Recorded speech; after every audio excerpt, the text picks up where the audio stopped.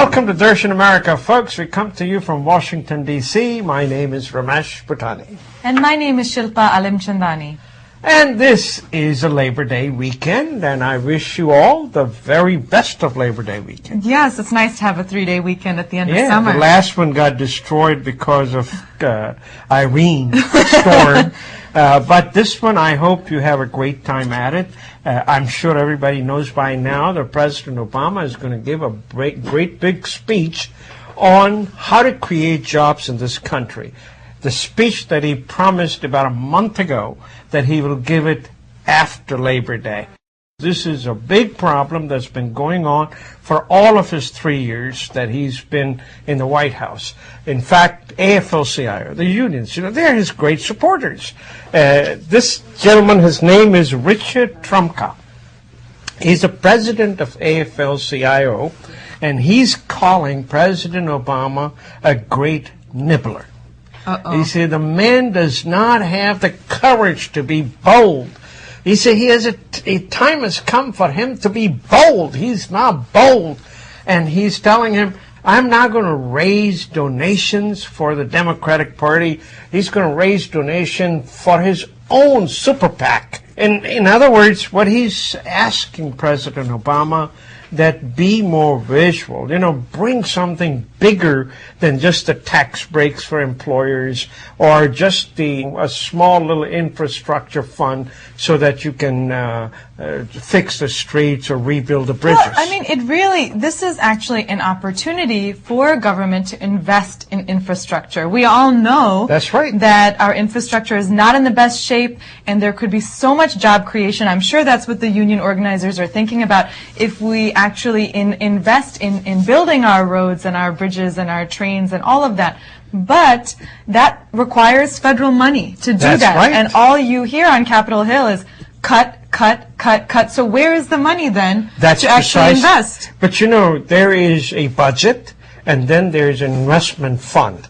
This will be considered as an investment fund. The chief of Caterpillar in the Financial Times say he's tired of this ugly political bickering. He's asking that a $4 trillion fund be created and a tremendous employment need to be created to fix the streets, to the bridges. Folks, as you understand, the housing market has been decimated. Mm-hmm. No new construction is taking place. And let's face it, men are mostly in construction and or in the manufacturing. Both of those industries have been decimated. Only 68% of the males between the ages of 25-54, which is the best age to work, are working. 68%. Wow, that's really low. That is really low. I mean, historically, remember, back in the 70s, it was 90%. So the amount of jobs hit that this country has taken, you need to come up with some great, bold action. Everyone is screaming. And the best one that I like, Howard Schultz is the CEO of Starbucks. He said no donations to Republicans or Democrats will be made unless they come up with a budget and also the debt reduction bill and fix the long-time inequities in the entitlement program. I mean, that's what he's suggesting, and 100 of the largest businesses are already with him. And it's increasing. Well, I mean, the thing is that these politicians are constantly fundraising, as we know, so maybe this threat will work to say, we're not giving you all those campaign donations unless you show us some results. That's very true. Well, I want to talk a little bit not just about Obama's plan for jobs, but about Rick Perry. Just learning about him now and have been a little bit troubled in terms of what I'm seeing. He's saying he's all about states' rights. He's a governor, and Texas is quite a sizable state that's doing pretty well for itself.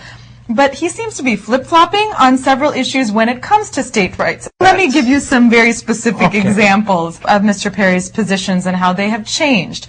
For example, with gay marriage. He originally said that this is an issue for individual states to decide.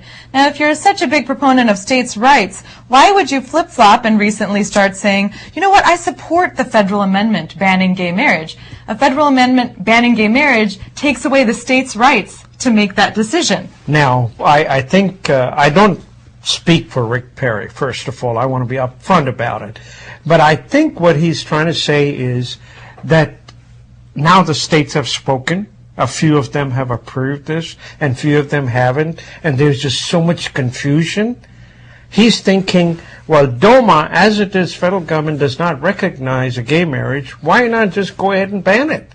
I don't speak for him, but that's what I hear. Well, you know, if he wants to be anti-states' rights, he can be. For example, he signals support for various federal actions to restrict abortion, rather than leaving it an issue to the states. Now, normally states would definitely manage how abortion is handled within their borders of the state, but he's supporting federal actions to restrict abortions, which again means that the federal government trumps what's happening in the states. And these are not issues. Now, most of the states' rights people say, federal government, you handle national security and those kinds of issues. Leave the rest up to us, like leave education up to us and health care and all of that.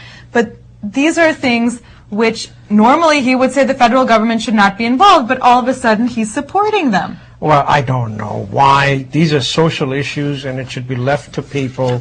And you're right, these should be state issues. But maybe he's thinking federal government has a hammer, and he wants them to use that hammer one time instead of 50 states getting involved in it, making decisions not compatible with each state. Well, when you write a book called Fed Up, Our Fight to Save America from Washington, it's very interesting how convenient you can just bring in Washington and say, bring the hammer down when I want you to, okay? But in other cases, it's up to us, the locals and the states should decide what to do. He's clearly hypocritical on many of these issues, and he's actually getting criticism from both the left and the right on that. I don't know about that, but you know, when I came into this country, the budget of this country was $150 million. Today is more than $3.5 trillion. To say that the government has not gotten big will be not truthful. It has gotten big. It has gotten into almost every facet of our life. These congressmen and senators making laws every single day.